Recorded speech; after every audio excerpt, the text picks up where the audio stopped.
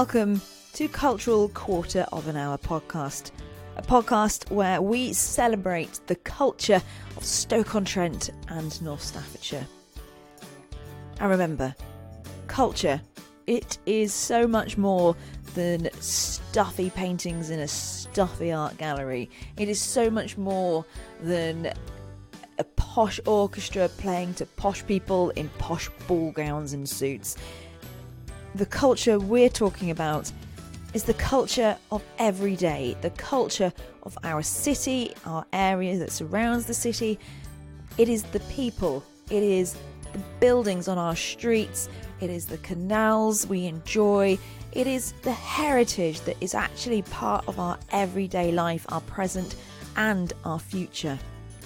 So grab a brew, peel your ears back and enjoy.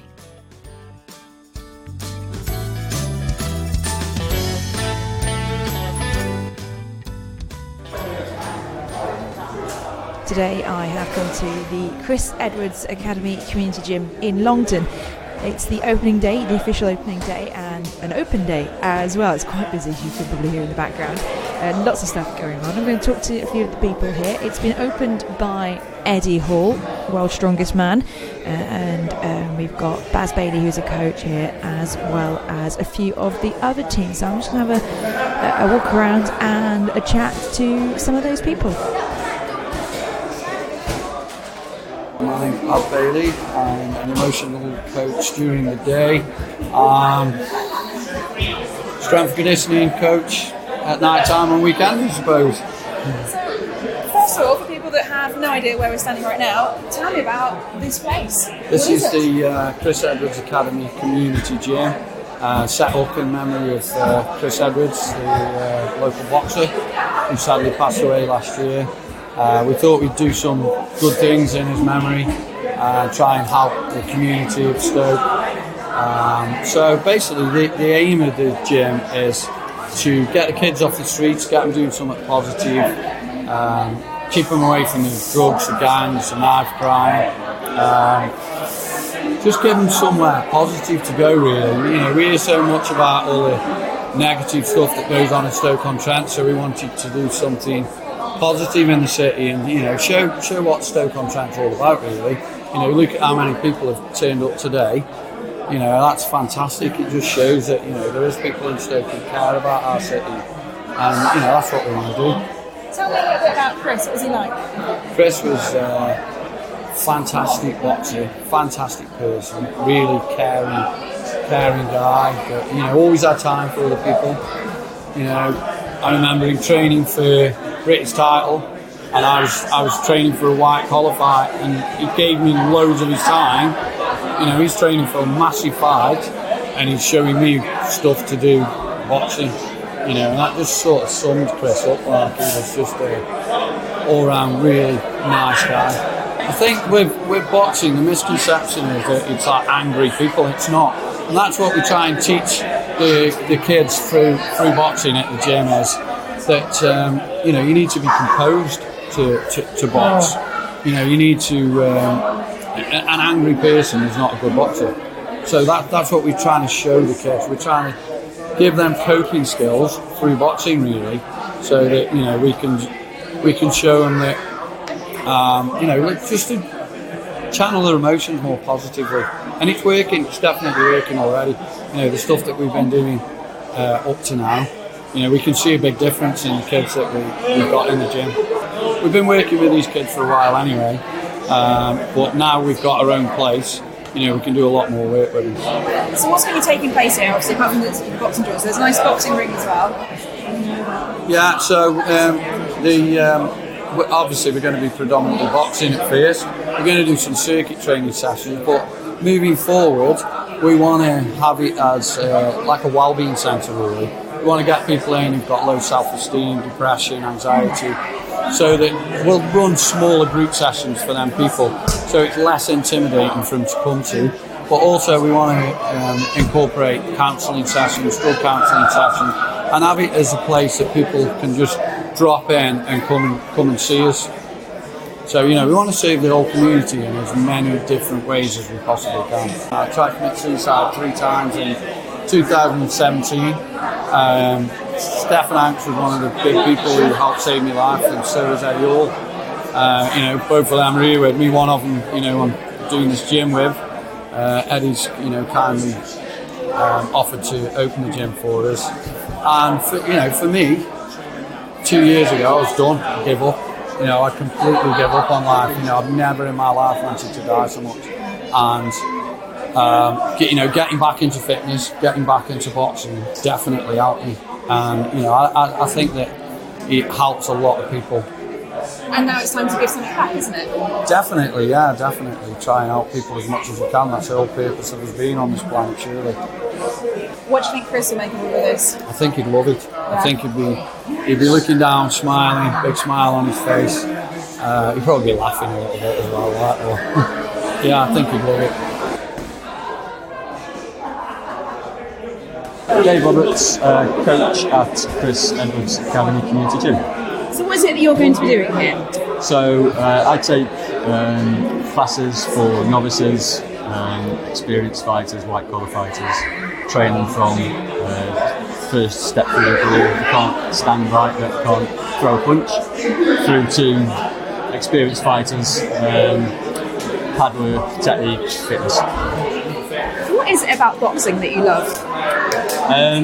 It's something that's hard to describe, I think. I've been involved since I was a kid, which is quite a long time ago.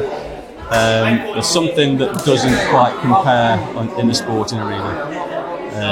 It's one person against one person, and inevitably you're going to get hurt at some point. So it's a weird one. It's a weird one to enjoy. But we don't just teach people to throw a punch and hurt people. We teach people how to not get hit, which is the important part. So you learn a skill, hopefully.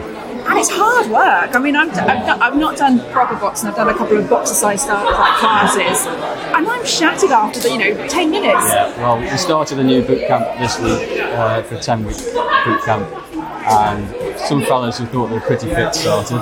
And by the end of the first hour, realised that they weren't perhaps fit for boxing. They're fit for what they might be doing, but for boxing, you're engaging everything. It's footwork, it's core strength, it's coordination, hand-eye coordination. So there's a lot to think about.